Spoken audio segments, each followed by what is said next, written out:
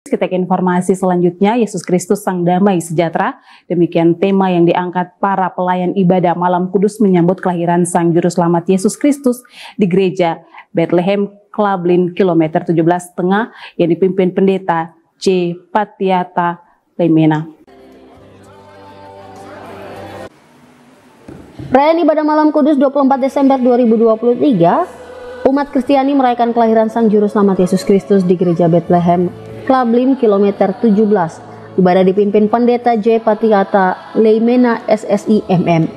Yesus Kristus Sang Damai Sejahtera yang menjadi pusat perayaan tersebut. Ia dikenal sebagai sosok penyampaian damai dan sejahtera bagi umat manusia dan melalui kelahirannya. Kepemimpinan Pendeta J. Patiata Leimena SSI MM menambahkan kelembutan dan kebijaksanaan dalam merayakan kelahiran Yesus Kristus. Melalui khotbah dan ibadah, ia memadu umat untuk merenungkan pesan damai dan kasih yang Yesus bawa kepada dunia. Ajaran Yesus Kristus dipenuhi dengan nilai damai dan sejahtera, pesan cinta, pengampunan, dan keadilan menjadi landasan bagi umat Kristiani dalam menjalani kehidupan sehari-hari. Perayaan ibadah malam kudus dengan tema Yesus Kristus Sang Damai Sejahtera mengajak umat Kristiani untuk merenungkan makna kelahiran Sang Juru Selamat.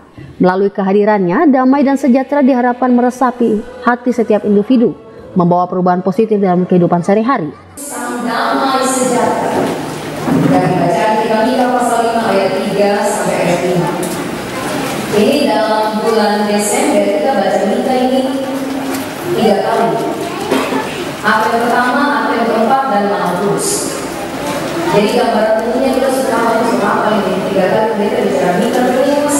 Jadi kita suruh Mika di kepala ini. Mika itu bicara tentang nubuat. Nubuat itu sesuatu yang belum terjadi, bahwa Israel Yehuda akan mengalami penderitaan. Mengapa menderita? Karena mereka tidak setia kepada Tuhan. Ibadah kepada Tuhan, tapi beribadah kepada Allah bangsa lain. Dan penderitaannya lewat mereka kalah dari Asyur. Asyur datang, Asyur kalahkan umat Tuhan. Lalu mereka menderita sebagai umat yang kalah perang. Mereka sangat sengsara dengan keadaan.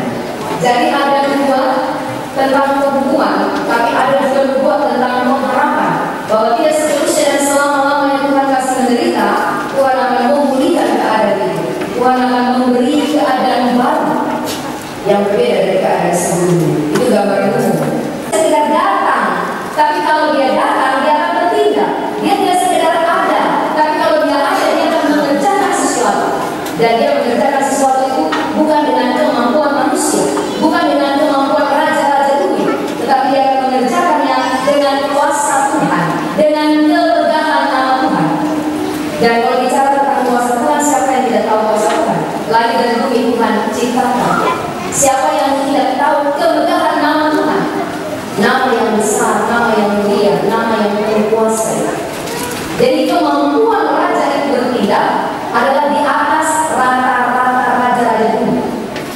Karena dia mengerjakan kekuatan, kuasa, dan kemegahan dari Tuhan Allah sendiri.